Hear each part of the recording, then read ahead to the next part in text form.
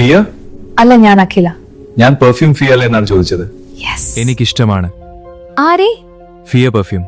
എനിക്കും. ആരും കൊതിച്ചു പോകും. അത് സാർ. ഞാൻ പെർഫ്യൂമിന്റെ കാര്യമാണ് പറഞ്ഞത്. അതെ സാർ, ആരും കൊതിച്ചു പോകും. ആരെന്നെയാണോ? അല്ല സാർ. അതെ, ആരും കൊതിച്ചു പോകും ഒന്നരികിലെത്താൻ. ഫിയ പ്രീമിയം പെർഫ്യൂം.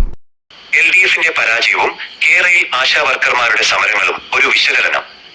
LDFന്റെ സമീപകാല തെരഞ്ഞെടുപ്പ് പരാജയത്തിന് വഴിതെളിച്ച പ്രധാന ഘടകങ്ങളിലൊന്ന് കേരളയിൽ സിൽവർ ലൈൻ പദ്ധതിയാണെന്ന വിലയിരുത്തലുകൾ ശക്തമാണ്.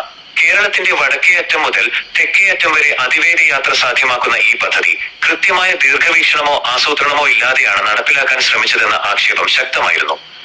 റിപ്പോർട്ടുകൾ പ്രകാരം പദ്ധതിക്കായി പൊതുഖജനാവിൽ നിന്ന് ഇതിനകം ഏകദേശം 49 കോടി രൂപയോളം ചിലവഴിച്ചു കഴിഞ്ഞു. ഇതിൽ ഭൂമി ഏറ്റെടുക്കലിനായി 20.80 കോടിയും കൺസൾട്ടൻസി ചാർജ് ഇനത്തിൽ 20 കോടിയും അതിരടയാള മഞ്ഞക്കുറ്റികൾ സ്ഥാപിക്കുന്നതിനായി 1.33 കോടി രൂപയും ഉൾപ്പെടുന്നു. 17,000 മഞ്ഞക്കുറ്റികൾ സ്ഥാപിക്കാനായിരുന്നു കരാറെങ്കിലും 6,200ഓളം കുറ്റികൾ മാത്രമാണ് സ്ഥാപിക്കാനായത്. ഇവ പിഴുതെറിഞ്ഞുകൊണ്ട് യൂത്ത് കോൺഗ്രസ് ഉൾപ്പെടെയുള്ള പ്രതിപക്ഷ സംഘടനകൾ ശക്തമായ സമരവുമായി രംഗത്തിറങ്ങിയിരുന്നു. ഭൂമിശാസ്ത്രപരമായി ഇടുങ്ങിയതും ജനസാന്ദ്രത കൂടിയതുമായ കേരളം പോലുള്ള ഒരു സംസ്ഥാനത്ത് പ്രായോഗികതയും പരിസ്ഥിതി ആഘാതവും വേണ്ടത്ര പഠിക്കാതെ ഇത്തരം വൻകിട പദ്ധതികളിലേക്ക് ഇറങ്ങിത്തിരിച്ചതിന് ഭരണപക്ഷം വലിയ രാഷ്ട്രീയ വില നൽകേണ്ടി വന്നുവെന്നാണ് തെരഞ്ഞെടുപ്പ് ഫലങ്ങൾ സൂചിപ്പിക്കുന്നത്. കേരളത്തിനൊപ്പം തന്നെ ഭരണകൂടത്തിന് തൊട്ടുമുന്നിൽ നടന്ന ആശാ വർക്കർമാരുടെ സമരവും അവഗണിച്ചതും സർക്കാരിന് തിരിച്ചടിയായി.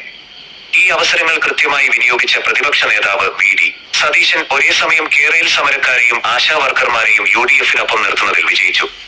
വളരെ വേഗത്തിലുള്ളതും തന്ത്രപരവുമായ ഇടപെടലുകളാണ് പ്രതിപക്ഷത്തിന്റെ ഭാഗത്തു നിന്നുണ്ടായത്. ആശാ വർക്കർമാർക്ക് പുറമെ സ്ത്രീകളെയും യുവാക്കളെയും ലക്ഷ്യമിട്ടുള്ള അടുത്ത ഘട്ട രാഷ്ട്രീയ നീക്കങ്ങളിലേക്കാണ് ഇപ്പോൾ ശ്രദ്ധ കേന്ദ്രീകരിക്കുന്നത്. ഫിയ? അല്ല സർ, ഞാൻ അഖില. ഞാൻ പെർഫ്യൂം ഫിയ അല്ലേന്നാ ചോദിച്ചത്. എനിക്കിഷ്ടമാണ്. ആരെ? അതെ, ആരും കൊതിച്ചു പോകും ഒന്നരികിലെത്താൻ. ഫിയ പ്രീമിയം പെർഫ്യൂം.